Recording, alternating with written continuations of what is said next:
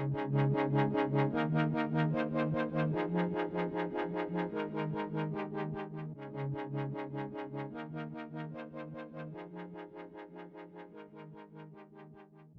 good morning again, and welcome. When I first went to Peru many years ago, after language school I was assigned to a parish, or to a section of a parish, that had 6 different civic groupings of cane matting houses and some brick houses.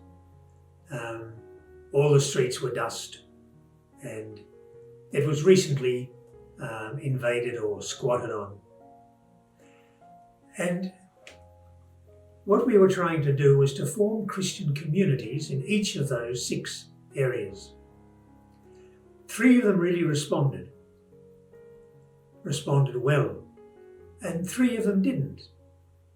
And I gave them all the same amount of attention, ministry, service, presence, and 3 of them just didn't respond. And I could never work out why. Because I visited the same number of houses, more or less, in each of the communities, participated in the same number of local activities, and celebrated the same number of masses and fiestas and sacraments in each one, where they were celebrated. But 3 of them just didn't respond. Now, they were never hostile or unpleasant. No, it was, "Hi, Father," "Welcome, Father," "Good to see you, Father." But there was no response. There was no faith response. There was no desire to form Christian community. They were apathetic or indifferent. And it hurt. And so eventually I more or less, because I could see there was far more growth in the 3 vital communities than in the other 3. I don't know whether I did what Jesus recommended. I don't know whether I actually shook the dust, and there was plenty of dust, from my feet, but I know I was inclined to give more time and attention to those who were responding. And in the Gospel yesterday, we have a very similar experience that Jesus went through. His place of residence or base was in Capernaum, on the northwest of the Lake of Galilee. And there were 2 towns nearby, Chorazin and Bethsaida. And in all of those, Jesus had worked miracles, his signs.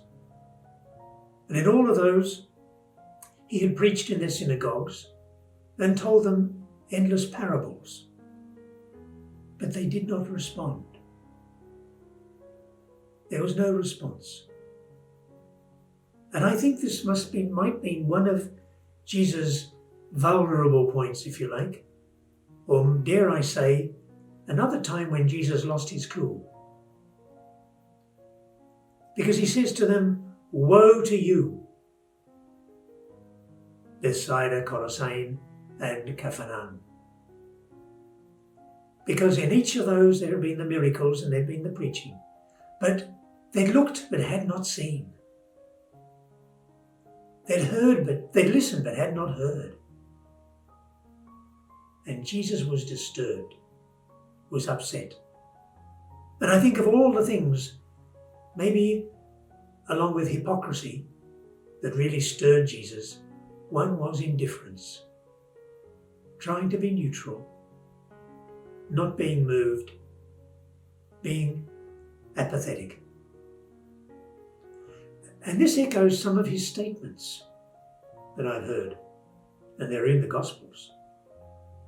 At one stage, Jesus says to the crowd, "Look, we played music for you and you would not dance. We sang dirges for you and you would not cry." And Jesus was hurt by that. Another time we have Jesus coming from Bethany in his last week of life here with us, coming from Bethany back into Jerusalem, and he stops on a knoll overlooking the city of Jerusalem, and Jesus weeps. He cries because the city would not or could not accept that here was the Messiah in their midst. They couldn't read the signs that Jesus was giving them by cleansing the temple, by doing miracles in the temple, by teaching and preaching in the temple, right in their midst. And they couldn't or wouldn't see it. They remained indifferent, and Jesus wept. Now, lest we think that's all for Chorazin and Bethsaida, it's also for us. And this is the part that leaves me a little uncomfortable. Because Jesus also says, from those to whom much has been given, much will be expected. And I think of my own life, brought up on a farm, a cross-cultural missionary experience in Peru, all the things I've been given, the models and examples of faith, of good people, and so on. And I fear a little that much is probably expected. And there is another one, and it's a tough one, because Jesus requests that we be either hot or cold, that we be with him or against him, that we be followers or we be enemies. And we've seen so often in Jesus' life how much time and effort he gave to his enemies. He talked with and listened to and dialogued with the Pharisees and the scribes who wanted to get rid of him, who were opposed to him, were his enemies. He even shared table with them. And of course did the same with those who were his followers. But the ones he couldn't abide were those who were neutral, those who were indifferent, or what he refers to as lukewarm, tepid. He says, give me people who are hot or cold, but those who are tepid, lukewarm, I will vomit from my mouth.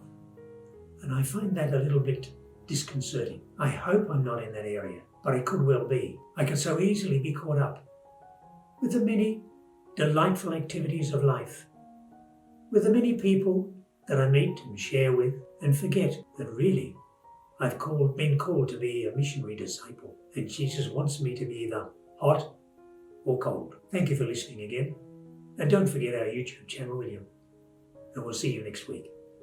God bless.